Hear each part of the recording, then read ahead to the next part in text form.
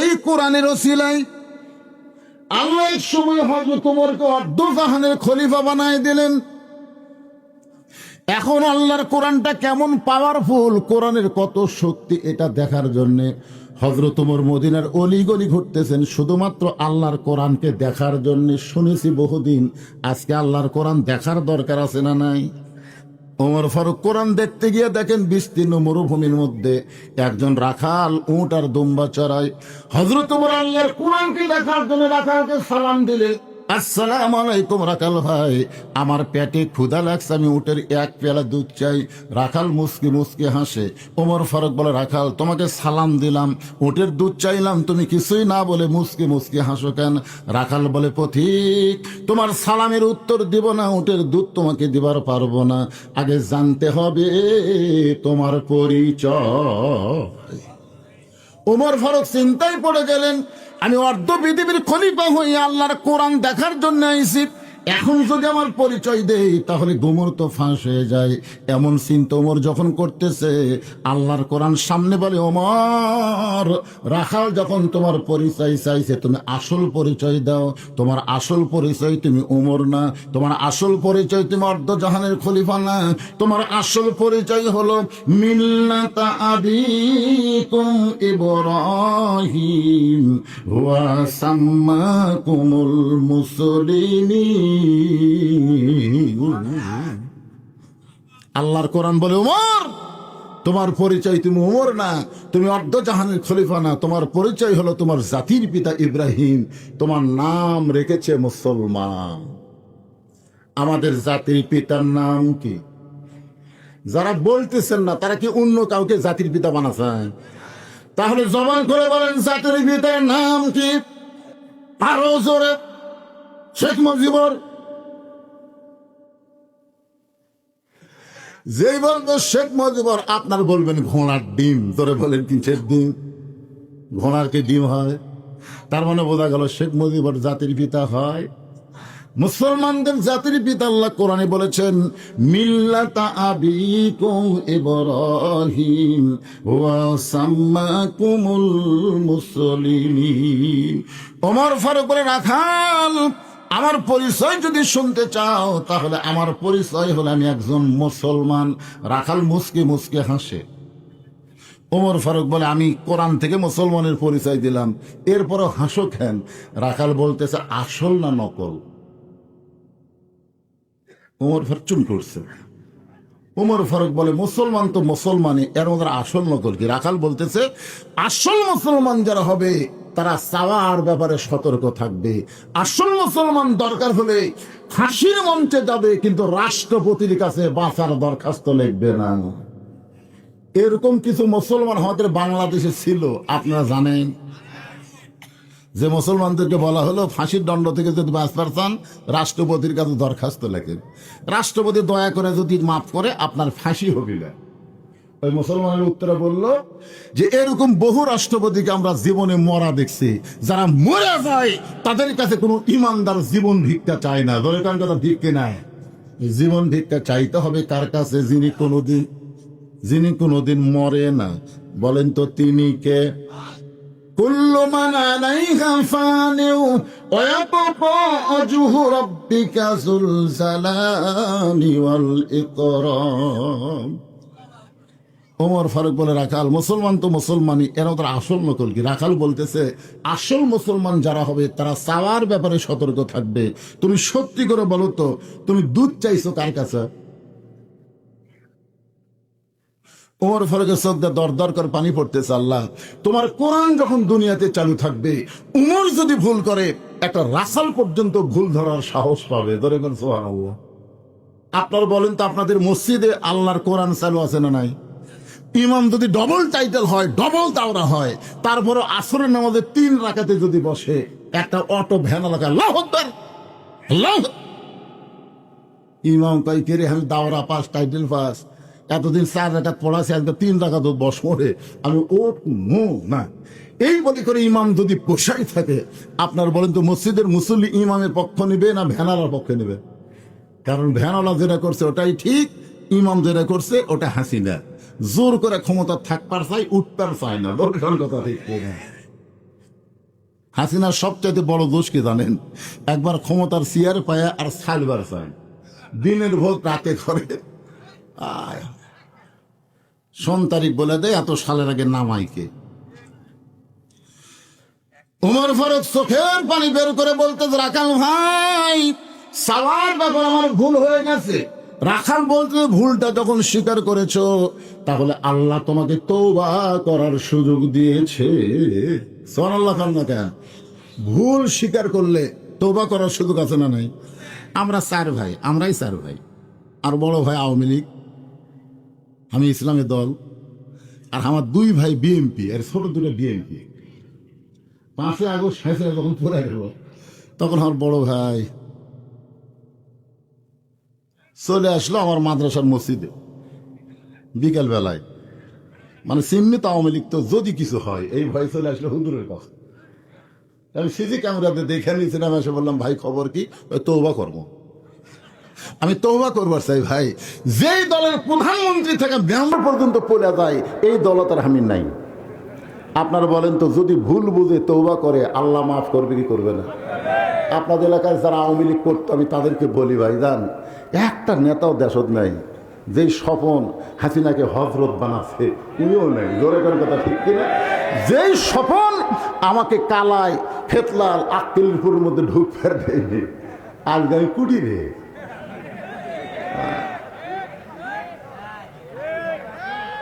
বাবা স্বপন, একটু মনোযোগ দিয়ে শুনবেন। তওবা করার সুযোগ আছে না নাই?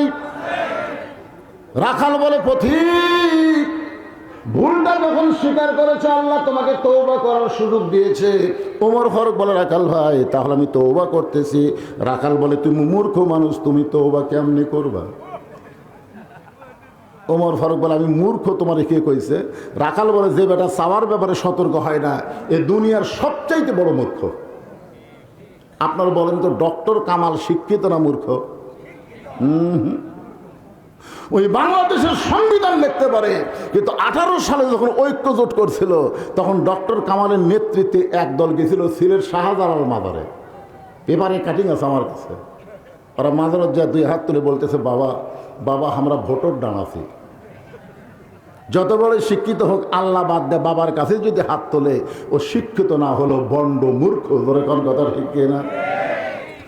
রাখাল বলে, তুমি যদি শিক্ষিত হও তাহলে তুমি সালাত আমার ভুল করলে কেন? তুমি তওবা নিজে করতে পারবে না, আমি তোমাকে তওবা পড়াই। এবার রাখাল হযরত উমরকে তওবা পড়বে। রাখাল উমরকে তওবা পড়াবেন। উমর ফারুক তওবা পড়তে চায়। আজকে যারা মাগরিব এশার নামাজ না পড়ে ওয়াজ শুনতেছেন, আপনাদের তওবা করার দরকার আছে না নাই? যদি ফজর আগে মারা যান, যারা মাগরিব এশার নামাজ বাদ দিয়ে ওয়াজ শুনতেছেন, কিরে দাঁড়িয়ে আছো তারা, কি খবর? এই মাইক আলার খবর খারাপ, উমিও বলেনি। তাছাড়া আমার মাইক চ্যান করবি কেন? ফজরের আগে যদি মরে যান, দুনিয়ার সমস্ত মানুষ আপনাদের জানাজা দিলেও আপনার জান্নাত পাবেন না, কারণ নামাজ না পড়ার কারণে আপনি বেঈমান হয়ে গেছেন। জোরে কোনো কথা ঠিক কিনা? লা সালাতা লা ঈমানা। রাসূল বলেছেন, মান তারাকা সালাতু মুতাম্মিদান ফাকাত কাফারা। ইচ্ছা করে এক ওয়াক্ত নামাজ বাদ দিলে সে আল্লাহর সঙ্গে কুফরি করলো। আর মাগরিব এসা বাদ দেওয়া মানে কয় ওয়াক্ত দিছা? আর আমরা যারা নামাজ পড়ছি, যেভাবে নামাজ পড়া দরকার আমাকে সেভাবে হয়নি। এই কারণে নামাজি বেনামাজি সকলে মিলে তওবা পড়ার দরকার আছে না নাই? তাহলে আমার সঙ্গে সকলে পড়েন, আস্তাগফিরুল্লাহ রব্বি মিন কুল্লি যামবি ওয়া তুবু ইলাইহি লা হাওলা ওয়ালা কুওয়াতা ইল্লা বিল্লাহিল আলিয়্যিল আযীম। ওমর ফারুক তওবা করার পরে বলতেছে, ও রাখাল ভাই, ও রাখাল ভাই, আল্লাহর ওয়াস্তে উটের 1 পেয়ালা দুধ দাও। আগে কি কইছিল? রাখাল ভাই, উটের 1 পেয়ালা দুধ দাও। তওবা করার পরে বলতেছ, রাখাল ভাই, আল্লাহর হস্তে উটের 1 পেয়ালা দুধ দাও। রাখাল মুসকি মুসকি হাসে। ওমর ফারুক রাখাল আবার হাসতেছে কেন? বড় হাসার কারণ হলো, তওবা করার পরে তুমি আবার মুনাফিকি করলে।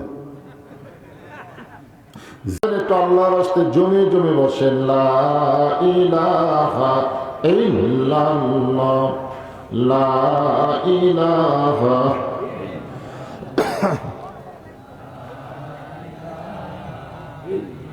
মরণের কালে বুঝিতে পারিবা, কবরে গেলে বুঝিতে পারিবা, এই কলে মার কত গুণ। লা ইলাহা ইল্লাল্লাহু বলরে পাগল মন। লা ইলাহা ইল্লাল্লাহ, লা ইলাহা।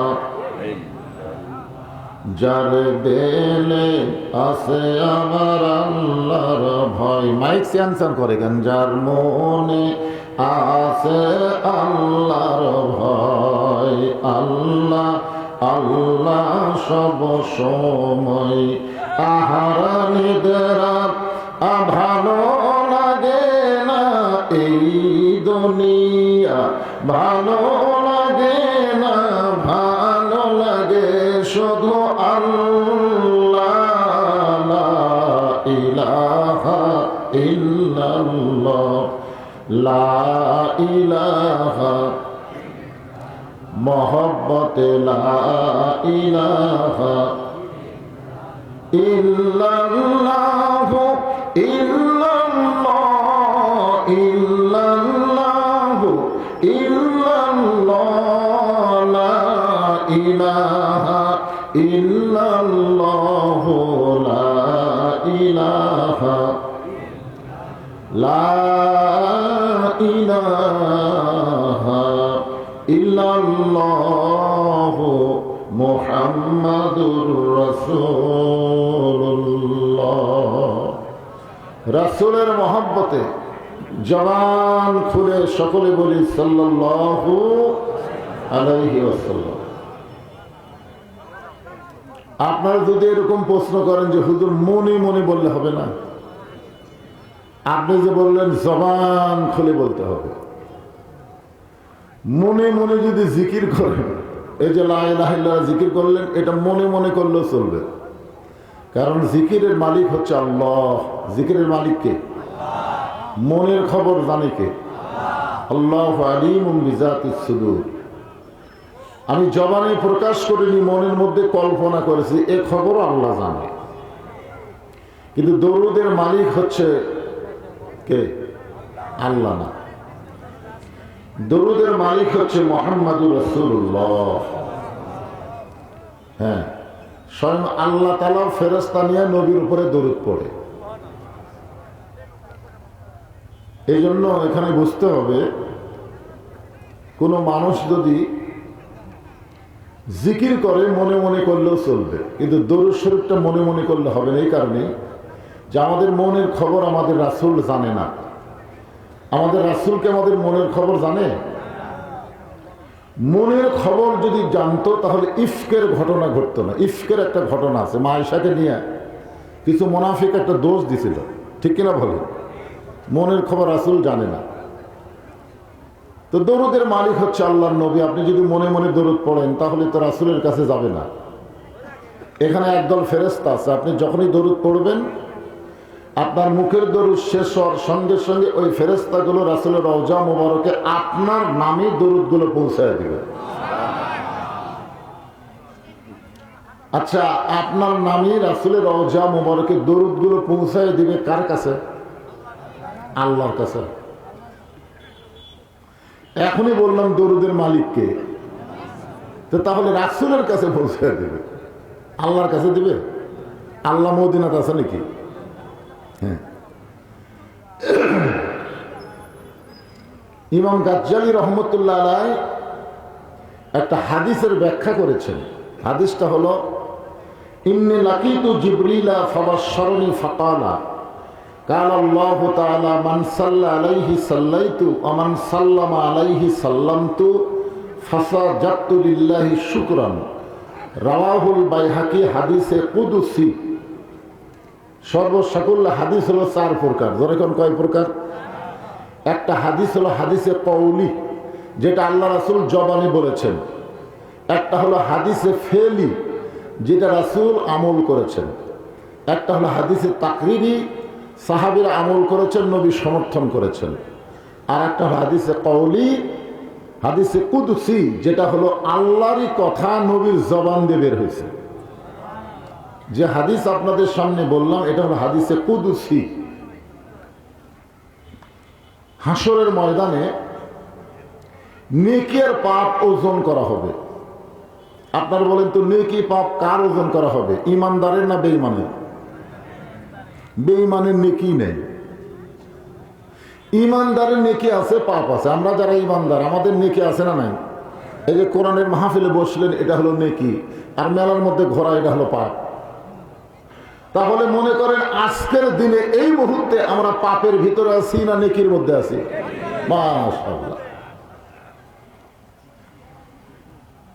আল্লাহ কোরআনে বলেছেন ফামান ইয়ামাল মিসকালা যাররাতিন শাররান ইয়ারা ওয়া মান ইয়ামাল মিসকালা যাররাতিন খায়রান ইয়ারা। এক জাররা পরিমাণ পাপ যদি বেশি হয় সে জাহান্নামী হবে, আবার এক জাররা পরিমাণ নেকি যদি বেশি হয় আল্লাহ তাকে জান্নাত দিয়ে দিবে। কিন্তু নেকি আর পাপ ওজন করে দেখা গেল নেকির চাইতে পাপ অনেক বেশি, জাররা পরিমাণ না, অনেক বেশি। এখন আপনারা বলেন তো নেকির চাইতে পাপ বেশি হলে আল্লাহ কি করবেন? আল্লাহ জাহান্নামে রায় দিবেন। রায়ের নাম আরবিতে বলা হয় ফতুয়া। রায়ের নাম কি? ফতুয়া। আল্লাহ যখন জাহান্নামে রায় দিবেন তখন তো ওই ব্যক্তি, মনে করেন আমি আপনি, জাহান্নামে রায় দিলে কি আমরা দৌড় দিয়ে জাহান্নামে যাব? জাহান্নামে যখন যাবার চাবো না তখন জাহান্নামের ফেরেশতারা ধাক্কায় ধাক্কায় আমাদেরকে জাহান্নামের দিকে নিয়ে যাবে। আমাদেরকে ধাক্কায় ধাক্কায় যখন জাহান্নামের দিকে নিয়ে যাবে ওই সময় আমাদের নবী বলেন সুবহানাল্লাহ, ওই গুনাহগার উম্মতের সামনে দাঁড়িয়ে যাবে। যাকে নেকির চাইতে পাপ বেশি হয়েছে ওই গুনাহগার উম্মতের সামনে আল্লাহর নবী দাঁড়িয়ে যাবেন। ফেরেশতারা বলবে আপনি কে গো? আজকে হাসরের ময়দানে যখন কেউ কারো হয় না, আল্লাহ কোরআনে বলেন ইয়া আইয়ুহান নাসু তাকু রাব্বাকুম ওয়াখশাউ ইয়াওমান লা ইয়াজলিদুন আন ওয়ালাদিহি ওয়ালা মাউলুদুন আন ওয়ালিদিহি শাইয়া। হাসরের ময়দানে পিতা তার পুত্রকে চিনবে না, পুত্র তার পিতাকে চিনবে না, মা তার সন্তানকে চিনবে না, কেউ কারো যখন হবে না। কেউ কারো হবে? আপনাদের কি মনে হয়? দেখবেন গানের মধ্যে কিন্তু আছে মায়ের এক ফোঁটা দুধের দাম কাটিলে গায়েরই চাম, পায়ে জুতা বানাইলে ঋণের শোধ হবে না, এমন দরদি ভবে। এমন দরদি কি? এমন দরদি কি বলতেছে? এমন দরদি ভবে। ভবে মানে বোঝেন? ভব মানে কি? দুনিয়া। ধরে কোন ভব মানে কি? যদি গায়ক বলতো এমন দরদি আখেরাতে কেউ হবে না, এই আখেরাতের কথা কিন্তু বলে নাই, শুধু দুনিয়ার কথাই বলেছে। বাবার দয়া, মায়ের দয়া, শ্বশুর শাশুড়ির দয়া, সন্তানের দয়া, এই দয়াগুলো দুনিয়ার সাথে সম্পৃক্ত। ফেরেশতারা বলবেন আপনি কে? এই গুনাহগারের সামনে দাঁড়াইছেন, নেকির চাইতে পাপ অনেক বেশি, সামনে দাঁড়ায় কোনোই লাভ নেই। ওই ফেরেশতাদের কথার দিকে নবী কানই দিবে না, নবী দাঁড়িয়েই থাকবে। আপনারা বলেন তো ফেরেশতাদেরকে এরকম ক্ষমতা হবে যে আল্লাহ নবীর ধাক্কা দিয়ে সরায় দিয়ে তার গুনাহগার উম্মতকে জাহান্নামে নিয়ে যাওয়ার শক্তি কি ফেরেশতাদের হবে? এমন সময় আল্লাহ জিবরাইলকে বললেন, জিবরাইল যাও হাসরের ময়দানে আমার পক্ষ থেকে নবীকে সালাম জানাও। জোরে কেন সুবহানাল্লাহ।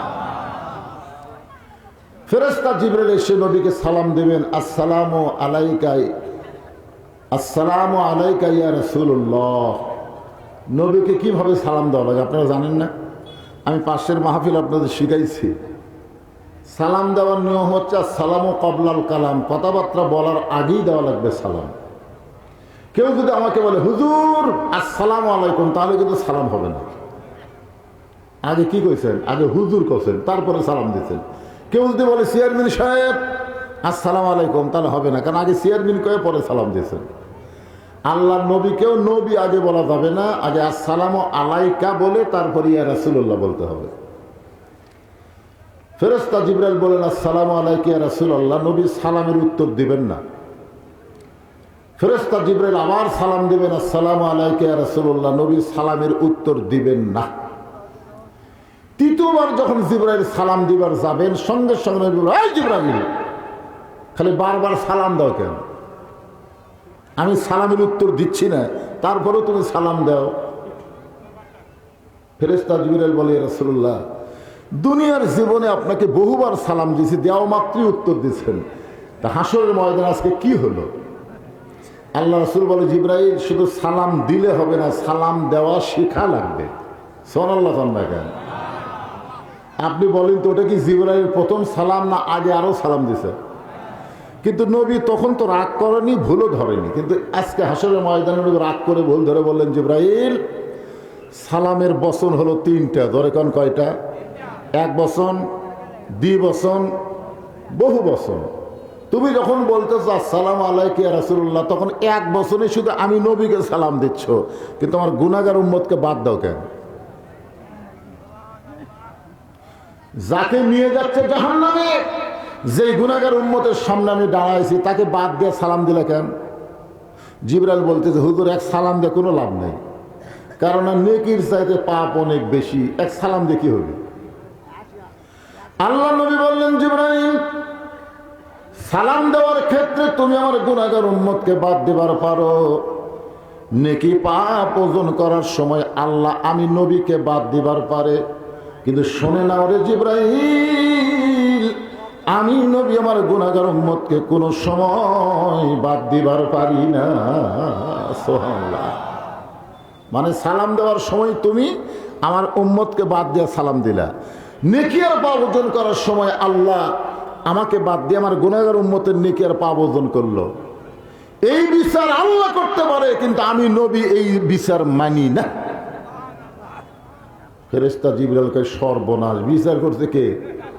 আর নবী বলতেছে এই বিচার আমি মানি না। আল্লাহ ডাকতে বলে, জিবরাইল, আমার দোস্ত নবী যখন বিচার মানে না, তাহলে নবীকে বলো নবী কি করতে চায়। আল্লাহ নবী বললেন, আমি আবার আল্লাহর কাছে আপিল করলাম। ধরে কোন সুবহানাল্লাহ। আমাদের ব্যাপারে নবী আল্লাহর কাছে আপিল করবে, আবার গুনাহগার উম্মতকে নেকির পাল্লার কাছে নিয়ে যাওয়া হবে। নেকি আর পাপ ওজন করার পরে দেখা যাবে নেকির চাইতে পাপ বেশি। আল্লাহ বলে, হাবিব, দেখেন তো আমি কি বিচার ভুল করছি? নেকির চাইতে পাপ বেশি হলে কি হবে? রাসূল বললেন, জাহান্নামী হবে। তখন আমি তো জাহান্নামী দিচ্ছি, আপনি খামাখা সামনে দাঁড়ালেন। আল্লাহ রাসূল বলবেন, আল্লাহ, আমার উম্মত আপনার ইবাদত করেছে, সেই নেকি আপনি নেকির পাল্লায় দিয়েছেন, কিন্তু আমার উপরে দরুদ শরীফ পাঠ করছে, সেই নেকির খবর কি? তখন আল্লাহ বলবো, ওই নেকি তো আমার কাছে নাই, আপনার কাছে আছে। সঙ্গে সঙ্গে নবী জামার আস্তিন থেকে দরুদের নেকিগুলো নেকির পাল্লায় দিবে, নেকির পাল্লার ওজন বেশি হয়ে যাবে। সেই নবীর প্রতি দরুদ পড়তে আমাদের কোন আপত্তি আছে? আছেন আমার মুক্তার, আছেন আমার বারিস্টার, সেই বিচারের হাইকোর্টেতে তিনি আমায় করবেন পার। আমি পাপী রাসূল জাবিন্দার। সকলে নবীর নাম যখন শুনবো, মহব্বতে জবান খুলে বলবো সাল্লাল্লাহু আলাইহি ওয়াসাল্লাম। জবান খুলে বলবো, মিয়ান মিয়ান করে বললে হবে না। ফেরেশতারা যেন শুনবার পায়, আর নবীর রওজা মোবারকে দরুদগুলো যেন পৌঁছায় দেয়। আপনাদের মনে কি হচ্ছে, আমাদের নবী মরে গেছে? মরে আছে? বাংলাদেশে কিছু কিছু আলেম নামের জালেম, যারা কোরআন হাদিস চর্চা করে না, সাধারণ মানুষের মতো নবীকেও মৃত্যু ঘোষণা করে। জোরে করে কথা ঠিক কিনা? বলে না নবীর জন্ম মৃত্যু দিন, নবীর জন্ম মৃত্যু দিন। আমরা সে ছোটবেলায় গজল শুনছি, ইসলামের আলো জ্বালায়া দিয়া নবী ঘুমায়া আসেন সোনার মদিনায়। কি ময়রা আছে না ঘুমায় আছে? মাশাআল্লাহ। আপনারা তো বুঝতে পারলেন দরুদ কি মনে মনে না একটু জোরে? মাশাআল্লাহ। রামপুরা যুব সমাজ কর্তৃক আয়োজিত আজকের এই তাফসীরুল কোরআন মাহফিল ওয়াজ মাহফিলে আল্লাহ তাআলা জিনাকে সম্মানিত সভাপতির আসনে কবুল করেছেন হাফেজ মাওলানা আব্দুল বাসের সাহেব। আজকের এই মাহফিলের সম্মানিত সভাপতিকে অন্তরের অন্তঃস্থল থেকে আমি শুভেচ্ছা জ্ঞাপন করছি। আচ্ছা, যে সমস্ত ভাইয়েরা পিছনে দাঁড়ায় আছেন, আপনাদের নিয়ত কি সেটা বলেন তো? নিয়ত আছে তো? নিয়তের উপরই তো আল্লাহ রেজাল্ট দেবে। আপনাদের কি নিয়ত? আপনার কি বসবেন? বসেন বসেন, এই বসবার করে দুই একজন সরে যাবে।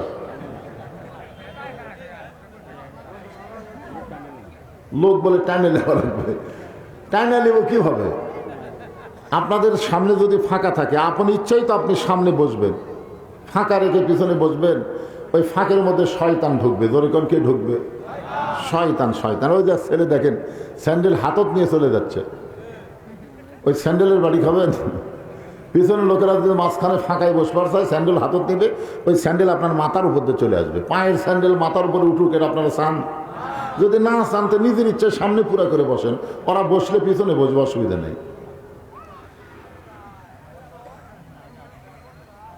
আজকের এই মাহফিলে আপনাদের মাঝে মাঝে যে সমস্ত আলেম ওলামা বসে আছেন, মঞ্চে উপবিষ্ট আছেন, মাগরিবের নামাজের পর থেকে এতক্ষণ পর্যন্ত কোরআন হাদিসের আলোকে অত্যন্ত গুরুত্বপূর্ণ আলোচনা করে আপনাদেরকে শোনালেন আলেম ওলামা সহ আজকের এই মাহফিলের বক্তাগণকে অন্তরের অন্তঃস্থল থেকে আমি শুভেচ্ছা জ্ঞাপন করছি। এই মুহূর্তে আমার সামনে যারা বসে আছেন, যিনাদেরকে আল্লাহ দয়া করে, রহম করে, মেহেরবানি করে এই জান্নাতের বাগানে কবুল করেছেন, আমি আমার অন্তরের অন্তঃস্থল থেকে আপনাদের সবাইকে শুভেচ্ছা জ্ঞাপন করছি। সম্মানিত মা বোনেরা, পর্দার অন্তরালে বসে বসে যারা আলোচনা শুনতেছেন, তাদেরকে শ্রদ্ধা জ্ঞাপন করে এই মুহূর্তে জানতে চাচ্ছি আপনারা সকলে কেমন আছেন? সকলে বলি আলহামদুলিল্লাহ রাব্বিল আলামিন। যে আল্লাহ শারীরিক সুস্থতা, মানসিক প্রশান্তি দান করে আজকের জান্নাতের বাগানে কবুল করলেন, আমরা সে আল্লাহর উপরে খুশি না বেজার? তাহলে জবান করে সমস্বরে সকলে বলবো রব্বানা লাকাল হামদ হামদান কাসীরান তাইয়িবান মুবারাকান ফীহি। আমরা আল্লাহর প্রশংসা করলাম যে আল্লাহ তিনটা জগতের মধ্যে দুইটা জগতে আমাদের সাথে আছে। সুবহানাল্লাহ বলেন। এক জগৎ হলো রুহের জগৎ, ওই জগতে আল্লাহ আমাদের সঙ্গে থাকার কারণে দুনিয়ার জগতে আমাদেরকে মুসলমানের ঘরে কবুল করে আমাদের সঙ্গে এখনো আছেন। জোরে কোন কথা, ঠিক কিনা? তাহলে তিনটা জগতের মধ্যে দুইটা জগতে যদি আল্লাহ আমাদের সাথে থাকে, আখেরাতের জগৎ থেকে আল্লাহ আমাদের পর হবে? তিনের মধ্যে দুই আমরা পেয়ে গেছি। সুবহানাল্লাহ। আর একটা জগৎ আমাদের সামনে আছে। আমার বিশ্বাস আজকে যারা জান্নাতের বাগানে বসেছেন, আল্লাহ তাদেরকে অবশ্যই জান্নাতের মালিক বানায় দিবে। আমরা আল্লাহর প্রশংসা করবো এই কারণেই যে আল্লাহ আমাদেরকে বিশ্ব নবীর উম্মত হিসেবে কবুল করেছেন, যে কোরআন শরীফের তাফসীর শুনতে আইছেন। বাংলাদেশ রেখে জান্নাতে যাওয়া যাবে না, বেনামাজির বাংলাদেশ দেখে জান্নাতে যাওয়া যাবে না। আগে বাংলাদেশকে সাইজ করা লাগবে, তারপরে জান্নাতে যাওয়া লাগবে। জোরে কথা বল না কেন? এখানে আয়াত আল্লাহ কি বললেন? আতিনা ফিদ দুনিয়া হাসানা, এরপর ফিল আখিরাতে হাসানা। রাখাল বলতে যে মরে গেলে জান্নাত পাবো, ভালোই তো কও। কিন্তু হযরত ওমরকে এক নজর দেখতে পাবো, এই কথা বলতে তোমার কোন জায়গায় বাজে? ওমর ফারুক চিন্তায় পড়ে গেলেন যে রাখাল আমাকে তওবা পড়াছে, যে রাখাল আমাকে মুনাফিক কইছে, যে রাখাল আমাকে ভণ্ড কইছে, আমি যে ওমর, এই কথা রাখালকে বলার সাথে সাথেই কি মনে করতেছেন যে ওমর রাস্তা দেখলে শয়তান কয়দিন যায় না? আর সেই ওমর কি পড়াছে? তওবা পড়াছে, মুনাফিক কথা, ভণ্ড কথা। এখন যদি বলে রাখাল ভাই আমি উমর রে, বলাও সারা, হাত ফেল করে মরাও সারা।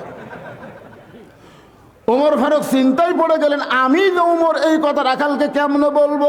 এমন সময় আল্লাহর কোরআন ওমর ফারুকের সামনে এসে বলতেছে, উদউ ইলা সাবিলি রাব্বিকা বিল হিকমাহ। ওমর, ডাইরেক্ট যদি বলবার না পারো তাহলে হেকমতের সাথে বলো। ওমর ফারুক বলে, রাখাল ভাই তুমি সত্যিই কি ওমরকে দেখবার চাও? রাখালকে কি পাগল রে, আমার সারা জীবনের সাধনায় একটা বার শুধু ওমরকে দেখতে চাই। ওমর বলে না তো সত্যি যদি ওমরকে দেখতে চাও তাহলে তোমাকে ফজরের নামাজ সামনে কাতারে আদায় করা লাগবে। ফজরের নামাজ যদি সামনে কাতারে আদায় করো, মেহরাবের মধ্যে যেই মানুষটাকে দেখবা ইমামতি করতেছে, ওই মানুষটি হলেন হযরত ওমর। আল্লাহর কোরআনটা যখন বাংলাদেশ চলবে, প্রত্যেকটা নেতাকে মসজিদের ইমামতি করার যোগ্যতা থাকা লাগবে। যেই নেতা ইমামতি করবার পারবে না, ওকে জনগণ ভোট দেবারও চাবে না। জোরে করে কথা কর না কেন? আল্লাহর কোরআন দিয়ে রাষ্ট্র চললে ওই তেলতলা মালেরা সামনে আসবে না। তেলতলা মাল, মোসো নাই, দাঁড়িয়ে নেই। আপনার কম তো ইমামতি করবার গেলে মানুষ কিন্তু খালি ভিতর দেখে না, বাইরেও দেখে। দেখে না ভাইজান? একজন আমাকে মোবাইল করে বলতে, হুজুর ইমামের দাড়ি যদি এক মুষ্টির নিচে হয় তার পাশে কি নামাজ হবে? আমি বললাম, ভাইরে তোমার দাড়ির খবর কি? আমার নাই। তাই বলে হুজুর থাকা লাগবে না? বাংলাদেশের মানুষ আর যাই হোক ইমামের বাহ্যিক সুরত কিন্তু খুব খেয়াল করে দেখে। পাঞ্জাবি ঠিক আছে কিনা, দাড়ি ঠিক আছে কিনা, টুপি ঠিক আছে কিনা, চাল চলাচল ঠিক আছে কিনা, ইমামের বউ বাড়ির থাকে না ঘরত থাকে, এটাও দেখে। নিজের বউ মার্কেট মারে, ওদিকে খেয়াল নেই। ইমামের বউ বাড়ির কাছে একটু ধান বড় করে কাটছে, বুঝলেন? ইমামেরই জমি, ধান একটু বড় করে কাটছে। তো ইমাম বলতেছে, দেখো খড়ির যে দাম, বাড়ির কাছে জমি, ওদের লাড়াগুলো কাটা যায় না। ইমামের বউ এখন লাড়া কাটতেছে, ওটা আবার এক তেলতলা দেখছে। হুজুরের বউ লাড়া কাটে, পর্দার মধ্যেই কাটতে পারে, তাও অর্থবোধ পড়ছে। মানে ওই খালি ইমামের ভুল ধরার ওস্তাদ। এরকম লোক আছে না নাই? জনগণ আছে না নাই? ওমর ফারুক বলেন, রাখাল ভাই সত্যি যদি ওমরকে দেখতে চাও তাহলে তোমাকে ফজরের নামাজ সামনে কাতার আদায় করা লাগবে। ফজর যদি সামনে কাতার আদায় করো, মেহরাবের দিকে লক্ষ্য করে দেখবে যে মানুষটা ইমামতি করতেছে ওই মানুষটি হলেন হযরত ওমর। রাখাল ছোট বাচ্চার মতন কান্না শুরু করছে। এতক্ষণ পর্যন্ত রাখাল কিন্তু কান্দেনি, এবার কান্না শুরু করছে। ওমর ফারুক বলে, কান্দো কেন? রাখাল বলতেছেন, বারান্দার নামাজ পড়ি ভাই, আমি ভিতরে ঢোকার সাহস কোনোদিন পাই না। কারণ ভিতরে নবীর দামি দামি সাহাবী, আর দামি দামি সাহাবের মধ্যে আমি সাধারণ রাখাল কেমনে যাই? এই জন্য আমি বারান্দায় নামাজ পড়ি, আমি ভিতরে ঢোকার সাহস পাই না। ওমর ফারুক বললেন, তুমি কোন দামি আর ভিতরে দামি দামি, এই বুঝটা তোমাকে দিল কে? তুমি বারান্দায় নামাজ পড়ো, তুমি কম দামি, আর যারা ভিতরে নামাজ পড়ে তারা বেশি দামি, এই বুঝটা তোমাকে দিল কে? আমি চেয়ারে বসে ওয়াজ করতেছি, সোফায় বসে, আমি বেশি দামি। আপনারা মাটির বসে ওয়াজ শুনতেছেন, আপনারা কম দামি, এই বুঝটা আপনাদের দিল কে? অনেক বক্তাকে আল্লাহ জাহান্নাম দিবে, অনেক শ্রোতাকে আল্লাহ বিনা হিসাবে জান্নাত দিয়া দিবে। এটা মনে করেন না। বক্তারা ওয়াজ করে বলে ওরা দামি। আল্লাহ কোরআনে বলেছেন, ইন্না আকরামাকুম ইনদাল্লাহি আতকাকুম, ওই ব্যক্তি সবচাইতে দামি হয় যার কলিজার মধ্যে আল্লাহর বেশি ভয়। যার কলিজার মধ্যে আল্লাহর কি ভয়? বেশি ভয়। আমার মতন বহু বক্তাকে জিব্বাতে এরকম বসি দিয়ে, বুঝলেন, জাহান্নামের ফেরেশতারা টানে টানে নিয়ে যাবে জাহান্নামের দিকে। আপনারই বলবেন, হুজুর ও হুজুর, আপনার ওয়াজ শোনা আমল করে আমরা জান্নাতে যাচ্ছি, আপনার খবর কি? আল্লাহ তখন বলবে, লিমা তাকুলু মা লা তাফআলুন, এ বক্তার ওয়াজ ভালো রে কিন্তু আমল খারাপ। এই খালি ওয়াজ করছে, ভালো আমল করেনি, এই জন্যই জাহান্নামী। তখন আপনারাই বলবেন, আল্লাহ, যে হুজুরের ওয়াজ শুনে আমরা জান্নাতি হচ্ছি, এই হুজুরকে আমাকে সাথে দেওয়া যায় না? তখন আল্লাহ বলবে, পালা তাস্তাহি আনফুসুকুম, তোরা জান্নাতি হওয়ার কারণে তোদের চাহিদা মতো আমি হুজুরকে মাফ করে তোদের সাথে দিয়ে দিলাম। হুজুর ওসিলায় আপনারা জান্নাতি না, ওরা আপনাদের ওসিলায় আল্লাহ হুজুরকে জান্নাত দিবার পারে। সুবহানাল্লাহ বলেন, সুবহানাল্লাহ। ওমর ফারুক বলে, রাখাল তুমি বারান্দায় নামাজ পড়ো, তুমি কম দামি, আর ভিতরে যারা নামাজ পড়ে এরা বেশি দামি, এই বুঝটা তোমাকে দিল কে? তুমি যে হযরত ওমরকে দেখতে চাও তাহলে তোমাকে সামনে কাতারে যাওয়া লাগবে। এখন কি বলবো ক? রাখাল বলতেছে, পথিক, এতদিন এশার নামাজ পড়ে বাড়িতে যাচ্ছি, কিন্তু আজকে এশার নামাজ পড়ে আর আসবো না। ওমর ফারুক চুমকে উঠছে, এশার নামাজ পড়ে বাড়িতে যাচ্ছে, আজকে এশার নামাজ পড়ে আসবে না কেন? বলে, এশা পড়ে যদি বাড়িতে আসি তো ফজর সামনে ধরা যাবে। ওমর ফারুক বলতেছে, রাখাল বলো তো, 5 ওয়াক্ত নামাজের মধ্যে 3 ওয়াক্ত তাড়াতাড়ি আর 2 ওয়াক্ত লম্বা কেন? এই যে আসর মাগরিব এশা এটা তাড়াতাড়ি না, আসরের কিছু পরই মাগরিব, কিছু পরই এশা, কিন্তু এশা থেকে ফজর, ফজর থেকে জোহর, এই 2 ওয়াক্ত লম্বা কেন? রাখাল বলতে আমি তো জানি না। ওমর ফারুক বললেন তাহলে শোনো, ফজর থেকে আল্লাহ জোহর লম্বা দেওয়ার কারণ হলো এই লম্বা সময়ের মধ্যে মানুষ খেতে খামারে কাজ কাম করবে, ব্যবসা বাণিজ্য করবে, চাকরি বাকরি করবে, এইগুলো কাজ কাম করতে গিয়ে দেহের যে ক্ষয় হবে, এশা থেকে ফজর আল্লাহ লম্বা সময় দিয়েছে। এই লম্বা সময়ের মধ্যে যদি ঘুম পাড়ে, ওই দেহের ক্ষয়টা আল্লাহ ঘুমের মাধ্যমে পুরা করে দিবে। তাহলে এশার নামাজ পড়ে ফজর একটা লম্বা সময়, এই সময় যদি তোমার চোখত ঘুম ধরে, রাখাল বলতে ঘুম যদি ধরে তাহলে মসজিদের মধ্যেই ঘুমাইয়া যাব। যেই বলছে মসজিদের মধ্যে ঘুমাবো, ওমর ফারুকের চেহারা রক্তের মতো লাল। এই মসজিদের মধ্যে ঘুম পাড়ার দলিল দে। তুই যে মসজিদে ঘুম পাড়বো তার একটা দলিল থাকা লাগবে না? কথা কর না, মানে ঘুম পাড়ার দলিল থাকা লাগবে না? এখন ঘুম তো দূরের কথা, সবাই নামাজ পড়ে বাড়িতে গেছে, ওরা 3 জন 4 ফ্যান দিয়ে গল্প করতেছে। 3 জন ফ্যান দিতে করা, 4টা ফ্যান দিয়ে 1 ঘন্টা গল্প করে, গল্প শেষ হয় না। মানে আলুর গল্প করতে করতে আলুর যে দাম রে, এবার আবার আলু লাগাচ্ছে, গল্প করতে করতে 1 ঘন্টা হয়ে গেছে। ফেরেশতারা বলতেছে আল্লাহ সবাই নামাজ পড়ে বাড়িতে গেল, এরা 3 জন যে 4 ফ্যান দিয়ে গল্প করতেছে, রেজাল্ট কি? আল্লাহ বলতেছে এদের মাথার উপর যতক্ষণ ফ্যান ঘুরিছে, এই ফ্যানের কারেন্টের বিল এই 3 জন আলাদাভাবে না দেওয়া পর্যন্ত জান্নাতে যাবার পারবে না। কারণ মসজিদ ওর বাপের ঘর না, যে ইচ্ছা মতো ফ্যান ঘুরাবি। জোরে কর কথা ঠিক না? মসজিদ কি কারো বাপের ঘর? তুই বাড়িতে 1 ফ্যান দিয়ে 10 জন বাতাস খাস, আর 4 ফ্যান দিয়ে 3 জন বাতাস মারিস, তার মানে? ছোটবেলাতে আমি দেখছি, আমি ছোটবেলায় খুব পান্তা খেতাম। পান্তা বোঝা না, পানি দেওয়া হয়। ওই পান্তায় 28 1 তালি খাতে আমার 4 ডেক পেঁয়াজ লাগতো। তো গরমের দিনে পান্তা খেয়ে জোন আজ পড়ে গেছে আমার দাদার সাথে। দাদা মুখত পেঁয়াজের গন্ধ পায়, বুঝছেন, নামাজ পড়তে। আমি এই বুড়া সারা ঘুতেই কেটে, যাই হোক নামাজ না পড়ে বেড়ে আসলাম। আমার দাদা কয় এই পেঁয়াজ, কাঁচা রসুন খেয়ে মসজিদে গেলে ফেরেশতার কষ্ট হয়। কাঁচা পেঁয়াজ, কাঁচা রসুন খেয়ে মসজিদে গেলে ফেরেশতার কি হয়?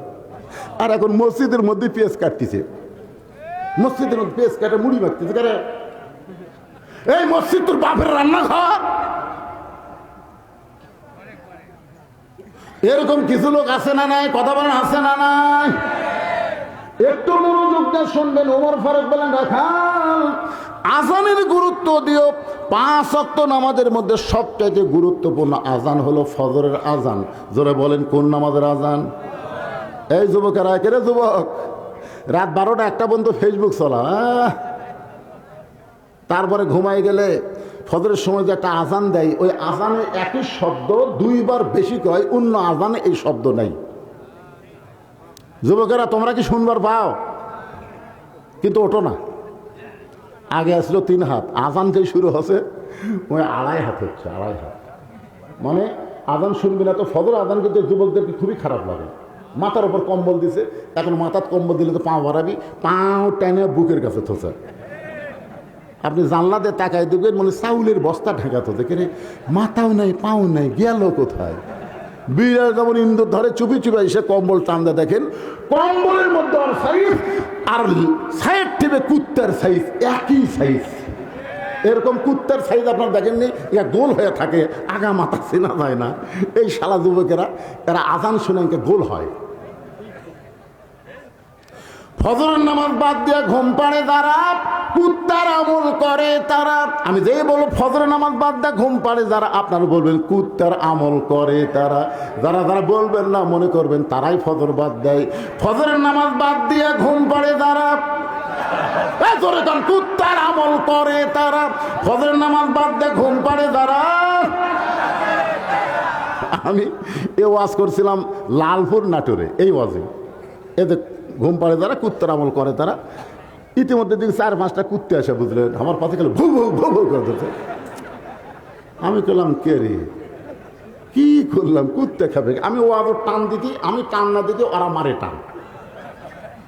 চিন্তা করলাম কি করলে কুত্তে খাবে। ইতিমধ্যে আল্লাহ আমাকে বলতেছে, হেরে বক্তা এই তুই কি ওয়াজ করলো?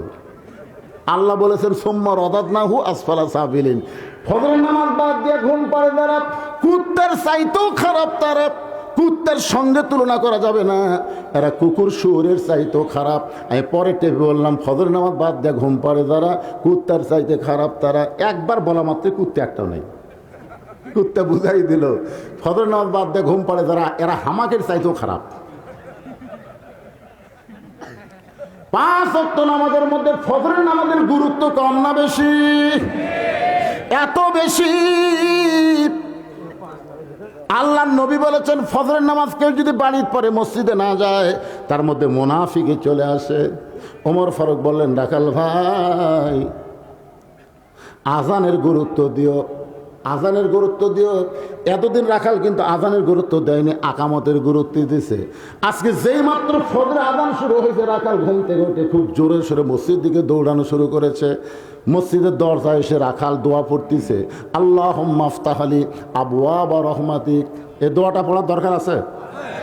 মসজিদের মধ্যে রাখাল ডান পা দিয়ে ভিতরে ঢুকতেছে। এতদিন রাখাল নামাজ পড়ছে কোথায়? আজকে নামাজ পড়বে সামনে কাতারে। এখন মসজিদের মধ্যে রাখাল ঢুকে সামনে কাতারে যখন যাবার চাই, প্রত্যেকটা সাহাবী নড়ে সরে রাখালকে যাওয়ার রাস্তা করে দেয়। রাখাল সামনে যাবি, সাহাবীরা সরে যায়। রাখাল কয় কে রে, এতদিন বারান্দার থেকে কি মনে করলাম রে, এতদিন বারান্দাতে মনে করছিলাম এরা দামি দামি, আজকে ভিতরে ঢুকে দেখতেছি আমিও যা এরাও তাই। আসলে ভিতরে না ঢুকলে বোঝা যাবে না। আওয়ামী লীগ, বিএনপি, জাতীয় পার্টি, জামাত ভিতরে যে এক কাতার করে এটা কি আপনারা জানেন? বাইরে 14 দল 20 দল, কিন্তু যেই ভিতরে ঢুকছে আর কোনো দল নাই। আওয়ামী লীগ 4 দল সামনে গেলে বিএনপি হাত ধরে টানতেছে, কে ভাই তুই লাইন চিনিস না, তুই তো সামনে গেছু, তুই কাতার বুঝিস না। আওয়ামী লীগ কহেন খেয়াল করিনি ভাই। জাতীয় পার্টি আওয়ামী লীগ আর বিএনপি 3 জন হচ্ছে, জামাত ইসলাম সাইডে ডানে আছে, হুজুর নেই।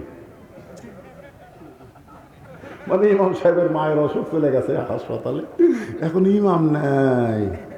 জাতীয় পার্টি কয় কে রে, আওয়ামী লীগ, এই বিএনপি, এখন সামনে কে যাবি রে?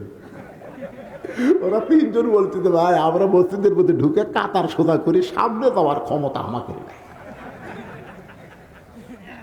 তখন আওয়ামী লীগ বলতে ও ভাই সামনে যান, আমি জামাত। আরে পাগলা, আমি আওয়ামী লীগ, তুমি জামাত, তুই বিএনপি, জাতীয় পার্টি, ওটা বাইরের কথা, ভিতরের কথা। আমরা সবাই ভাই একসঙ্গে জামাত করতে চাই। ও ভিতরে জামাত করবা আর বাইরে জামাত করলি তারকে বিরুদ্ধে লাগবে, এরকম আছে না নাই? শোনেন, মসজিদ আল্লাহর ঘর, এর ভিতরে গেলে কোনো দলাদলি চলবে না, ছোট বড় চলবে না, ফর্সার কাছে কালো, কালোর কাছে ফর্সা, ধনীর কাছে গরিব, গরিবের কাছে ধনী। কাতার সোজা করে দাঁড়ান লাগবে। কোনোদিনকে দেখছেন যদি কোনো ধনীর কাছে গরিব দাঁড়ায় আর ধনীকে কোন আর ঘুরতে পারছে? যদি মারে সমস্ত মুসল্লিগুলো ধরবে, এই কি ওই বেড়ার রাজনীতি ভিতরে করিস না। রাখাল যাইতে যাইতে একেবারে সামনে কাতারে, একেবারে সামনে কাতারে মেহরাব বরাবর দাঁড়াইয়া ফজরের 2 রাকাত সুন্নত নামাজ আদায় করেছে। ফজরের ফরজের আগে 2 রাকাত সুন্নত আছে না নাই? আল্লাহ রাসূল বলেছেন আসমান জমিন বিক্রি করলে যত দাম হবে তার চাইতে বেশি দাম হলো ফজরের 2 রাকাত সুন্নতের দাম। সুবহানাল্লাহ, জোরে কন। রাখাল ফজরের 2 রাকাত সুন্নত নামাজ পড়ে চুপটি করে বসে আছে। এমন সময় এক সাহাবী মসজিদের মধ্যে ঢুকে দেখে জায়গা নাই। ওই সাহাবী ঢুকে দেখে আমি যে জায়গায় নামাজ পড়ি ওই জায়গাতে একজন বসে আছে। ওই সাহাবীর নাম হলো ওসমান গনি। আল্লাহ নবীর ডবল জামাই ওসমান গনি, সুবহানাল্লাহ। তিনি মসজিদের মধ্যে ঢুকে দেখে আমার জায়গায় কে বসে আছে? এখন হয়তো আপনার বলবেন হুজুর ওই জায়গা যে ওসমান গনির, এটা কেমনে হলো? কারণ মসজিদের মধ্যে শুধু একজনের জায়গা নির্দিষ্ট, যিনি ইমাম। ইমামের জায়গাত কেউ যাবার পারবে না ইমাম ছাড়া, ধরে কোনো কথা ঠিক কিনা? কিন্তু এইটা তো ইমামের জায়গা না। তো ওসমান গনি কেমনে বলতেছে আমার জায়গাত কে বসলো? এই জায়গাটা বরাদ্দ দিছে আল্লাহর নবী এইভাবে। আগে হাদিসটা শোনেন। আল্লাহ রাসূল বলেছেন আমি যখন ইমামতি করব আমি বরাবর পিছনে যিনি দাঁড়াবে তার নাম হলো আবু বকর। আবু বকর রাদিয়াল্লাহু যখন ইমামতি করবে, আবু বকর বরাবর যিনি পিছনে দাঁড়াবে তার নাম হলো উমর। উমর যখন ইমামতি করবে, উমর বরাবর যিনি পিছনে দাঁড়াবে তার নাম হলো ওসমান। ওসমান যখন ইমামতি করবে, ওসমান বরাবর পিছনে যিনি দাঁড়াবে তার নাম হলো হযরত আলী। হযরত আলী যখন ইমামতি করবে, আলী বরাবর পিছনে, এ কথা বলে নবী কারোর নাম কয় না, সাহাবের বললেন ইয়া রাসূলুল্লাহ, হযরত আলী যখন ইমামতি করবে আলী বরাবর পিছনে কে দাঁড়াবে? সঙ্গে সঙ্গে নবী বললেন মা ইয়ান্তিকু আনিল হাওয়া ইন হুয়া ইল্লা ওয়াহয়ুন ইউহা। আমি নবী বলতে পারি না যতক্ষণ আল্লাহ না বলাই। এই আলী পর্যন্ত হলো খোলাফায়ে রাশিদিন। সুবহানাল্লাহ। তাহলে উমর ফারুক যখন ইমামতি করবে, উমর ফারুক বরাবর পিছনে কে দাঁড়াবে? কি শুনলেন? বার জোরে কর, কে দাঁড়াবে? কিন্তু আশা দেখে জায়গা দখল। এখন আল্লাহ রাসূল বলেছেন আল হায়াউন ওসমান, ওসমান হলো সবচাইতে শরম। আর যার শরম বেশি সে মানুষটাকে তো লরমও বেশি। ওসমান চিন্তা করতে যে বসাই যখন আছে সরাই কিভাবে, কাছে যায় দেখে রাখালের পাশে ফাঁকা জায়গা, এই ফাঁকা জায়গার মধ্যে 2 রাকাত সুন্নত নামাজ পড়ে রাখালের দিকে 3 বার তাকাছে। ধরে কোন কয়বার? কে রে? এর মধ্যে আর মোটর সাইকেল লেখে ঢুকতেছে রে। এই ছেলেমেলে তোমরা দেখতেছ না? ওরা পিছনে খেলে আজরাইলের মতন দাঁড়িয়ে আছে, বেকদরা আজরাইল। আচ্ছা, মোটর সাইকেলে ঢুকছেই যখন আপনাকে সমস্যা না হলেই হলো। আপনারা মোটর সাইকেল রাখার জায়গা করেননি? এই মোটর সাইকেল গ্যারেজ করেন আপনারা? ওখানে রাখা সবচাইতে ভালো। তো যাই হোক, যে কথা বলতেছিলাম একটু গুরুত্ব দিয়ে শোনেন। ওসমান গনি ফজরের সুন্নত 2 রাকাত নামাজ পড়ে রাখালের দিকে 3 বার তাকাছে। ধরে বলেন কয়বার? 3 বার তাকানোর কারণ হলো যেই লোকটাকে কোনোদিন সামনে কাতারে দেখি নাই, আজকে তারই জাকাত বসে আছে, একটু দেখার দরকার আছে না নাই? হয়তো আপনারা বলবেন হুজুর একবার তাকালেই তো হয়, কিন্তু যার শরম বেশি তাই একবার কিন্তু পুরোপুরি দেখবার পর শরম যে বেশি। তা কি হচ্ছে ভাই? কথাবার্তা বাদ দেন ভাই রে, শোনেন। এখন রাখালের দিকে 3 বার তাকানোর কারণে আপনার বলেন তো, মূর্খ লোকের দিকে যদি কেউ বেশিবার তাকায় সে খুশি হয় না রাগ করে? আপনারা কোনদিন তাকাছেন? এক অটো ভ্যানালা আমার গাড়ির সাথে ওর হুক বেঁধে দিবে, ওদের হুক নাই, মানে এমন জোরে চলায়। আপনাকে এলাকার অটো ভ্যান ভদ্র, আর আমার এলাকার অটো ভ্যান মনে হয় পাইলট। শালা করে তো ব্রেক দুর্বল করে আসতে চলা লাগবে না, ওরা এই আগে চালাচ্ছে পাও দিয়ে। তো এখন ব্যাটারি ডালে এর কিন্তু মশার হতে ভাই, মনে হয় পাইলট হয়ে গেছে রে, পাইলট। ওই রাস্তা দিয়ে যাবে না উড়িয়ে যাবে এই চিন্তা করে, এমন জোরে নিয়ে যাচ্ছে। আমার গাড়ির যদি খেলে সলটা ওঠে, বুঝলেন, এই সলটা মেকআপ করতে 15-20 হাজার টাকা খরচ হবে। মানে সলটা তুলে ওটা ইডিট গোটা গাড়ি রং করা লাগবে। তা আমি একটু জানলা খুলে খেলে তাকাছি, হুজুর গাড়ির চেড়ে বেড়াচ্ছেন, মোশন হতো নাকি? আমি কিছুই কই না, খেলে তাকাছি, জানলার নামে খেলে তাকাছি। একবার তাকাছি, যে গরম। আর রাখালের দিকে ওসমান গনি তাকাছে কয়বার? মূর্খ মানুষ শোয়ার কারণ রাখাল গরম হলে এই মিয়া বারবার আমার দিকে কি দেখো মিয়া। সঙ্গে সঙ্গে ওসমান গনি নরম মানুষ কাঁপতে কাঁপতে দাঁড়িয়ে গেছে, ভয়ের ঠেলায় দাঁড়িয়ে বলতে, ভাইজান আমি শুধু পরপর 3 বার তাকাইছি, আপনি এত গরম হলেন, আপনার পরিচয় কি? বলে আমার পরিচয় হলো আমি একজন রাখাল, আমার পরিচয় হলো আমি একজন রাখাল। ওসমান গনি মুচকি মুচকি হাসতেছে, কারণ রাখাল যারা হবে তাদের ভাষা নরম হলে হবে না, রাখালের ভাষা গরম হওয়া লাগবে। আল্লাহ রাসূল বলেছেন প্রত্যেকটা অভিভাবককে আল্লাহ রাখালের দায়িত্ব দিয়ে দুনিয়াতে প্রেরণ করছে। কিসের দায়িত্ব? রাখালের দায়িত্ব দিয়ে প্রেরণ করেছে। এখন হয়তো আপনারা চিন্তা করতেছেন হুজুর আমাদের গরু ছাগল নাই, আমরা কার রাখালি করব? আপনি চোখ বন্ধ করে দেখেন।